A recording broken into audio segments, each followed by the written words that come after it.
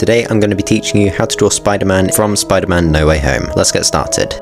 We're going to start off by roughing out the shape of the face, so I'm going to start with a line. This will represent the center of the face. Actually, I'm going to move this to be more central. Okay, now we're going to do a line through the center, which is going to be the eye line.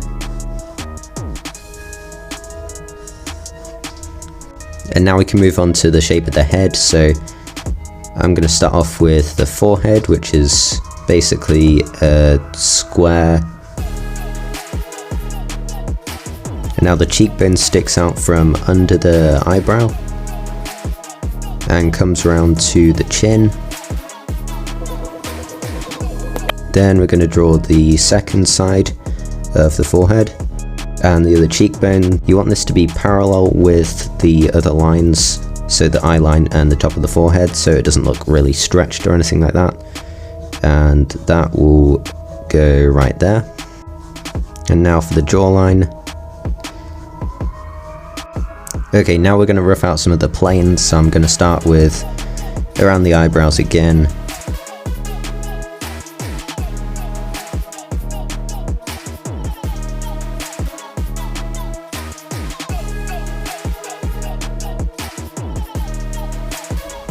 So with some of the facial features, especially with the nose and around the eye sockets, you want to think as if you're sculpting, so you want these to keep following the center line,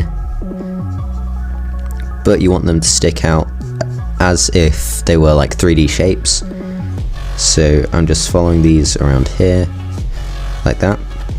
And then with the eyes, they come up, the lines come up from the mouth and then go in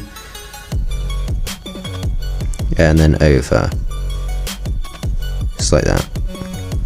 So as Spider-Man is quite young, you want to keep a lot of these lines more curved and less defined.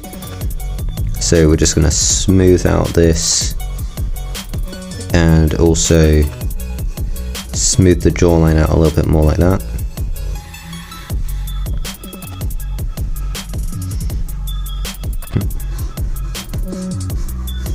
Now we've added this circle for the ear.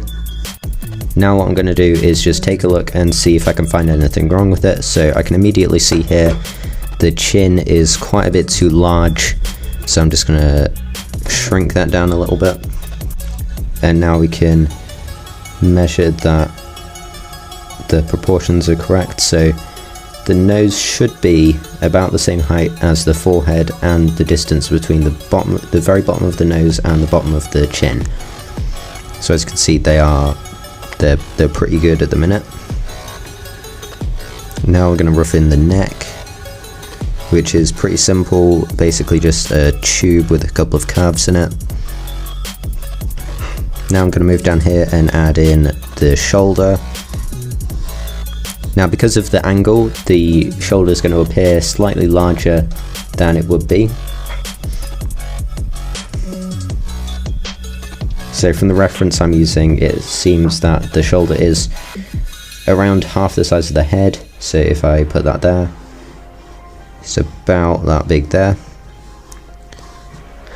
And also the shoulder's foreshortened here, so you won't be able to see much of the collarbone or anything like that. So we're just going to rough this in like that.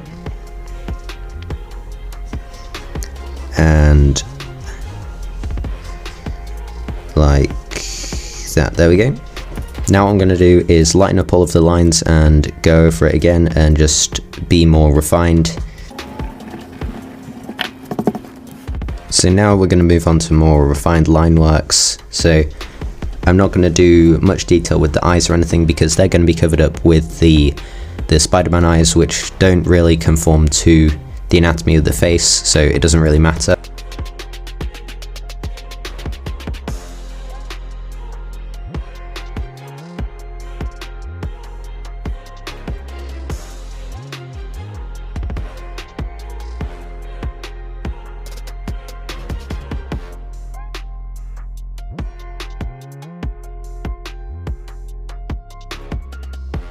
So once we've got all of this out of the way, I'm going to move on to some of the details that we don't really need, but it might just help us out.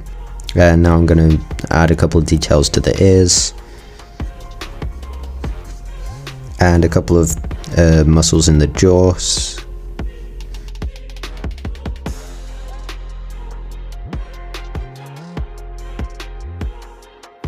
Okay, so now once we've got all of this down, we can erase all of this and begin working on the suit.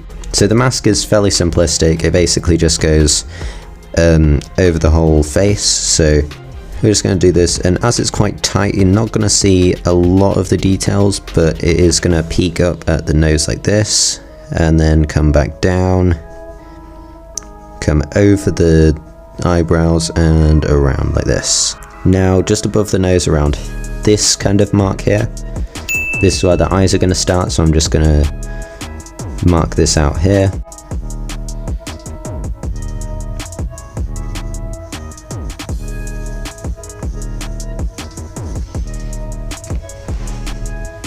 And so we're going to add these kind of oval kind of shapes for the middle of the eyes. Now we're going to rough this out in a little bit, but for now it's just good to mark it out.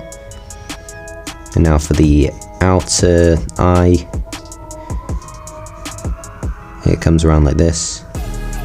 Now the rest of this part of the suit is basically the same as the mask, however around halfway down the shoulder, so I'm going to say about there, there is this kind of triangular shape here, or like a curve that comes down.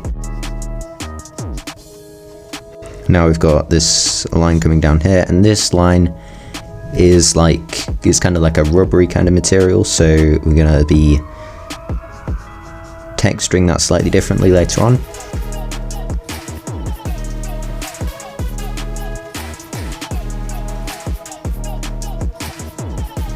There, and now we've got the arm roughed in here.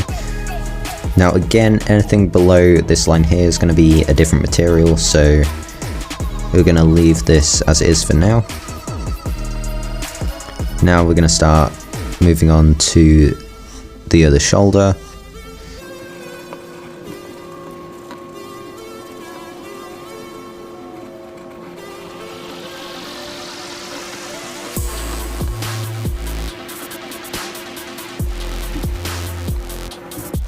Okay, now we've got most of the body all done.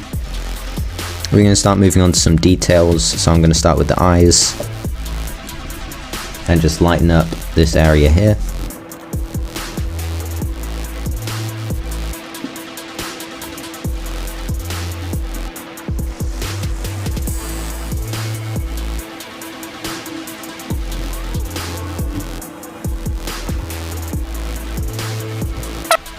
Now an important thing, especially with this side, is that this eye will be foreshortened. So as you can see, the length here is a lot larger than on this side. Also on the end of the eye here, it kind of curves around the head rather than just sticking out here. So it's going to be like this and going to curve up quite suddenly like that.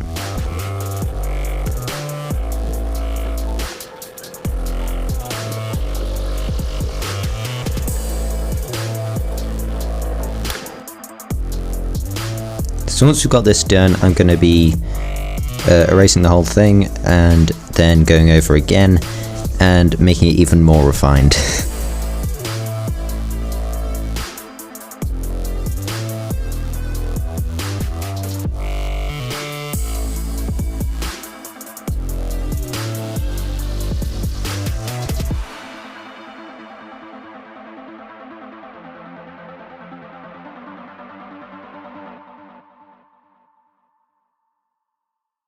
Once we've got all of this out of the way, I'm going to move on to adding some of the webbing and details to the suit. So I'm looking at a reference for this, so I would highly suggest doing that so that you get it more accurate.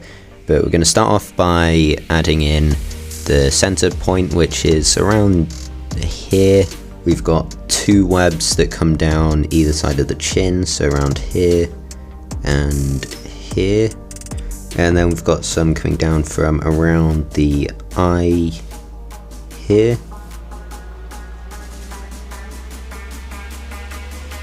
Now with these webs towards the outside of the face, you want them to curve around a little bit more because the face does curve around as well, and it's not like a flat line, so these curves will go around like that. And they also spread out the further away they are from the center, so as you can see here, this distance is much larger than this one here.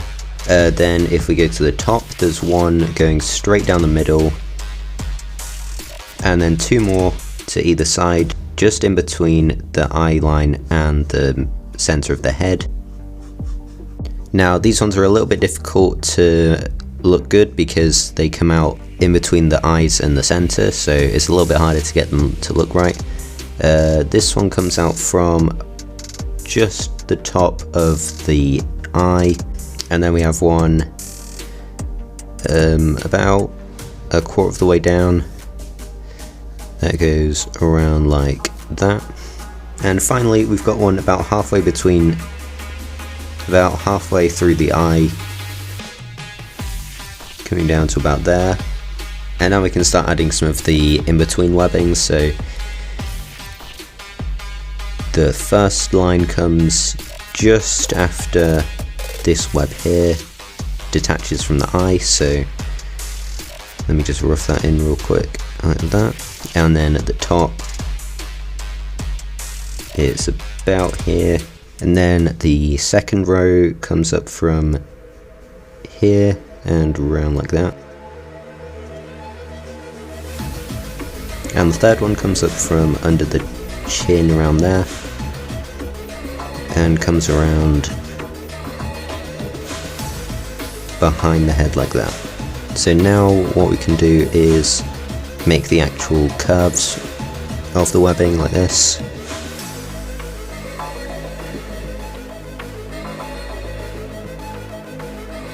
And then we're going to add in some on the neck and the rest of the body. So we're going to start with this one here, which comes straight from the face where it ends and curves down. And this curves out onto the shoulder like that. Now the one behind this again comes down here and out towards the edge of the shoulder here. Now again we're going to be adding in the webbing here. Now this first one comes up over the shoulder like this, and the second one is quite a bit lower.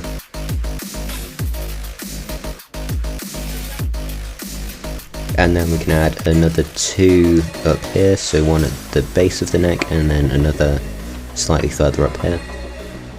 And now we've got pretty much all of the webbing done, so we're just going to be adding in a few more details.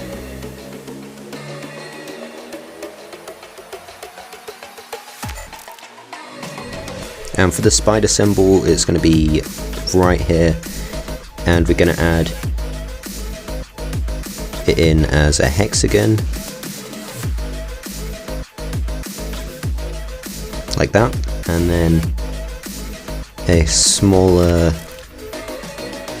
one just above it, like, and then we're going to have a line coming down from here like that, and then one coming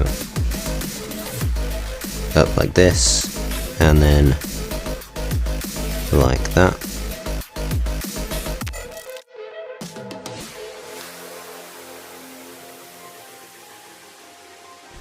If you can see, what I've done here is I've shortened the far side of it so it doesn't look like a flat shape and it's actually curved around the body and at an angle to everything else. And that is pretty much the whole pencil work done. So what I'm going to do now is start inking all of this. So I've just got finished with a basic layer of inking. There's not many like line weights or anything in it yet, so we're going to add that in a minute. But as you can see, I've also made a couple of mistakes around here with the webbing. Now this isn't a huge deal, as we're going to be adding shadows and more details later on, which will hopefully cover them up, but if not, I've still got a white pen to cover them up later on if I need to. So now what we're going to do is add in some line weights. Basically what line weights are just making the line thicker the further it is away from the light. So if an area is in shadow, for example under the chin right here, the line's going to be a lot thicker and darker than say up here where the light will be shining off of. So as you can see there, the line's really thin versus quite thick down there. Oh yeah, and also I'm going to be planning on having the main light come from around here, so I'm just going to add this little arrow here to indicate where the light's coming from. But we're also going to have a very minor rim light coming from the opposite side, so there. So yeah, I'm just going to speed it up right now and get back to you when I've done.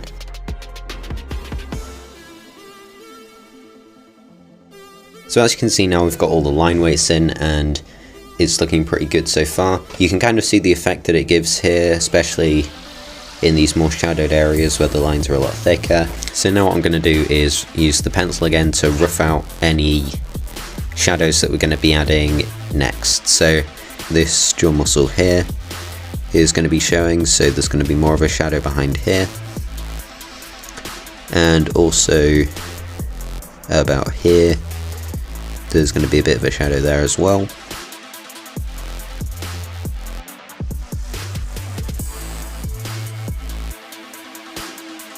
Now what I see a lot of people do around here is forget about the cast shadows, which can take away a bit from the realism of the piece. So because the head is positioned further this way, it's going to be casting a shadow from the light. So if we take this line here and bring it down here, this shows the path that the light takes, and the head's going to be blocking all of this out. So we're going to have this part right here all shadowed in. Now down here we're going to be roughing in like the pec muscles, which come up in between the shoulder and the bicep around here. Now again, there's going to be a cast shadow from the arm onto the kind of ribcage chest area here, just like that. And on the spider I'm going to add a tiny shadow here because it kind of sticks out in the middle, and then so this side will be facing away from the light, but then the rim light will probably catch it off a little bit at the very edge. Under the jaw there's going to be a shadow like that as well. And as you saw from earlier, I added this little center line to show the kind of contours of the face against the mask. And this part here is the nose, so we're just going to add another cast shadow here, which is going to be a bit rounder because the fabric will hang off it a little bit more. And then the lips and stuff like that are not going to be very visible, so we're just going to leave them as they are. I'm going to have most of like the front of the forehead in shadow, but it's really up to you. If you want to have it less kind of dramatic, then you can do lighter shadows, or it really depends on your style, but I'm going for more dramatic effect, so there's going to be more darker shadows. Now for the eyes, because they're a reflective surface, the shadow is going to be affected quite a bit differently as the light kind of bounces off. So we're going to have our main light around there, and then there's going to be this kind of shadowed area. But what you can do is add like several reflections like that, or you can add some like square reflections or anything like that, but we'll move on to that in a little bit. And for this side we're going to add some space for the rim light reflection, and then maybe a little reflection there, and shadow the rest of that in. Now I'm going to be moving on to the the arm. So the shoulder muscle, the deltoids will come down to about there, and kind of come to a point like this. Now this is where the bicep muscle comes in.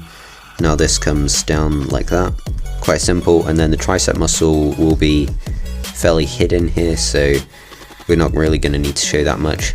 So now we're going to be taking the light back into consideration here, and so this area of the bicep will be lit up, and also I'm going to be leaving a little bit here, and the rest of that will mostly just be in shadow here. Similar with the shoulder, most of it's going to be shadowed, and that is pretty much all of the shadows done. So I'm going to be going on to using a pen and shadowing all of these in properly now.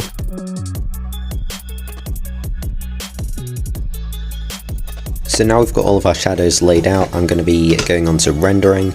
Now a lot of people do this in different ways, but to start out you want to visualize everything in like a form of a grid. So I'm going to start for the shoulder here because it's quite an easy example, but you've got to think about every single, well, not every single muscle, but every muscle that you can see prominently. So the shoulder split into 3 parts, and the middle part here goes over like this, and then around like that.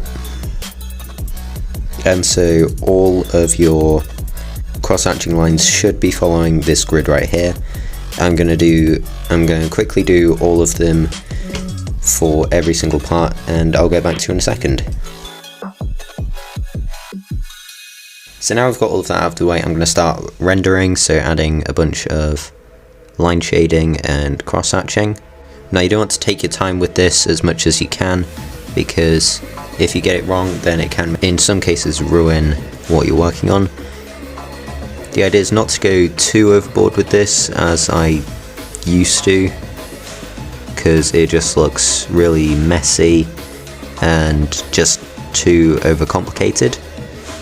So you want to be fairly subtle and also apply more pressure towards the start of the stroke than the end, so it gives more of a gradient, because this is really the idea of this process, to create the idea of a gradient between light and dark.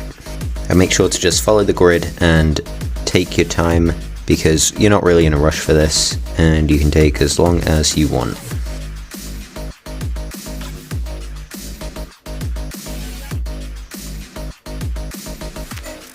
And if you did follow along, this is what you should have ended up with. Thank you for watching. If you did enjoy, then make sure to leave a like and subscribe if you haven't already. Sub rates have been really low recently, so if you could help us out, then that would be great. Also make sure to ring the notification bell so you don't miss another video. But thanks for watching, and I'll see you all next time.